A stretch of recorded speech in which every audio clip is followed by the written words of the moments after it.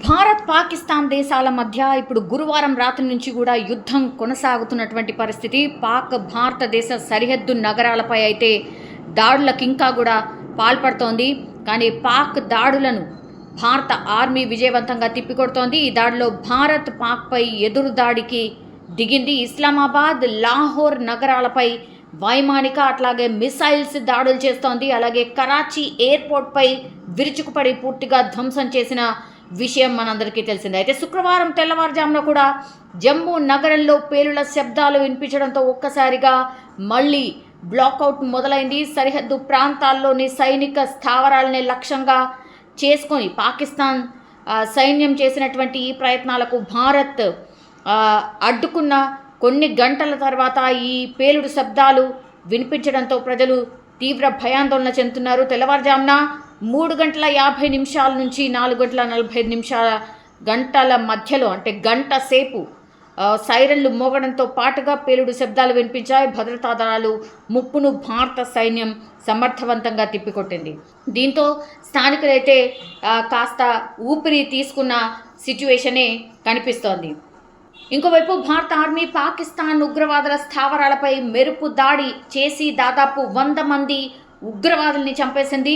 ప్రతీకారంగా Pakistan army డ్రోన్లు, మిసైల్స్తో విరుచుకుపడుతోంది. ముఖ్యంగా జమ్మూ ప్రాంతంలో పాక్ ఆర్మీ ఈ దాడులు చేసింది.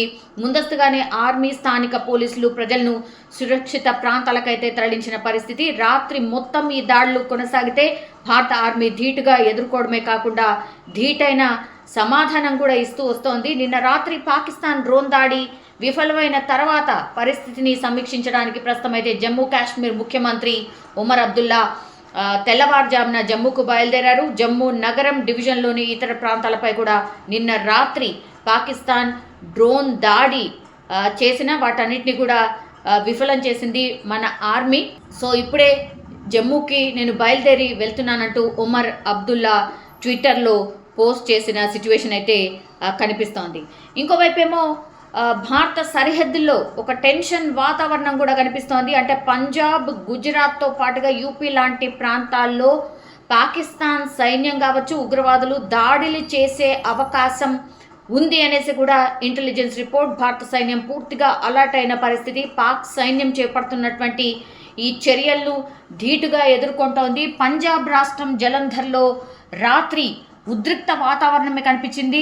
ఎందుకంటే అకస్మాత్తుగా డ్రోన్లు కలకలం రేపాయి. భారత సైన్యం వాటన్నిటినీ కూడా నిర్వీర్యం చేసినటువంటి పరిస్థితి అధికారికంగా మన వాళ్ళు చెప్పిన సిచ్యువేషన్ అయితే కనిపిస్తోంది. ఇంకోవైపు ఏమో వైమానిక దాడులు జరుగుతూనే ఉన్నాయి. ముందు జాగ్రత్తగా రాత్రి పఠాన్కోట్, అమృత్సర్, జలంధర్, రూప్నగర్, ఫాజిల్కా అండ్ లుధియానా, హోషియార్పూర్ మరియు సాహిబ్జాదా, అజిత్ సింగ్ నగర్, కేంద్రపాలిత ప్రాంతం చండీగఢ్తో సహా చాలా జిల్లాల్లో విద్యుత్ సరఫరాను పూర్తిగా నిలిపివేసిన పరిస్థితి. పఠాన్కోట్ జిల్లాలో రాత్రి భారీ పేలుడు శబ్దాలు వినిపించినట్టుగా కూడా స్థానికులు చెప్తున్నారు.